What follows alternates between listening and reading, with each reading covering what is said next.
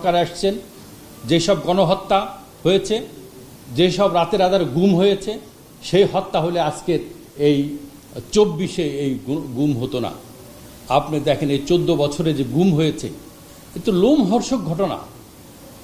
আমার বন্ধু 14 আন্দোলনের সময় তিনি লাকসামের বিএনপির সভাপতি ছিলেন। একটা অ্যাম্বুলেন্সে করে তারা 2 জন ঢাকা আসছিলেন। মাঝপথে র্যাব নারায়ণগঞ্জের যিনি দায়িত্ব ছিলেন লেফটেন্যান্ট কর্নেল, তাদেরকে নিয়ে হত্যা করেন।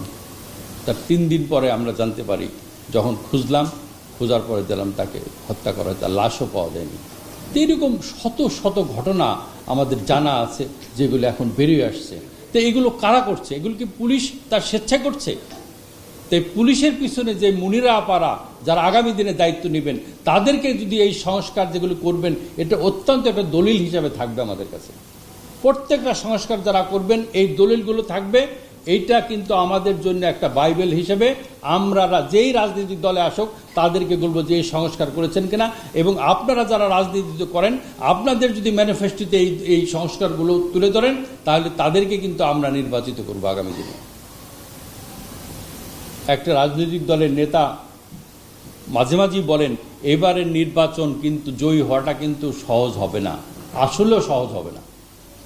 আমরা এবার দেখব যে তিনি কমিটমেন্ট রাখবেন, আগামী দিন তিনি ক্ষমতা গিয়ে আর এক স্বৈরাচার হবেন না, তার বিরুদ্ধে আবার শত শত হাজার হাজার ছেলেমেয়েরা রক্ত দিবে না।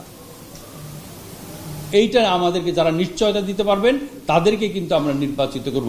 পুলিশকে আপনারা ওইভাবে অমানবিক কাজে, পৈশাচিক কাজে তাদেরকে নিয়োজিত করবে না। এটা হিটলার মুসলিনকে তারা ছাড়াই গেছে। আজকের পুলিশ বাহিনী তাদের পিছনে কারা, এবং তাদের যদি দৃষ্টান্তমূলক শাস্তি না হয়, তাহলে আগামী দিনে যারা ক্ষমতায় আসবেন তারাও কিন্তু শিক্ষা গ্রহণ করবেন না। এই সমাজ ব্যবস্থায় আজকে দেখেন 17 কোটি মানুষ। আপনার আয়ের উৎস কি? আপনার জিডিপি রেশিও সবচেয়ে কম বাংলাদেশে, ট্যাক্স দেওয়ার লোক খুবই কম। আমরা নেপালের চেয়েও পিছিয়ে আছি ট্যাক্স জিডিপি রেশিওতে। আজকে পুলিশ বাহিনীর তো একজন বলতেছিল, পুলিশের আমাকে অনেকেই বলছেন, দেখেন ভাই, আমাদের যে আসামি হয়, আসামির যে খাবার টাকা বরাদ্দ হয়, ওটা দেওয়া হয় না, তা আমি টাকাটা পাবো কোথায়? আমার পুলিশকে যে কোর্টে হাজির করতে হবে, সেই যে খরচ, সেই টাকা আমার কাছে নাই। একটা বেয়ারিশ লাশ পড়ে থাকে, সেই লাশ আমাকে নিয়ে পোস্টমর্টম করানোর মতন টাকা আমার কাছে নাই। এই যে পুলিশের বরাদ্দ, আর আমি মনে করি এই যে বাহিনী আমাদের র্যাবকে বিলুপ্ত করে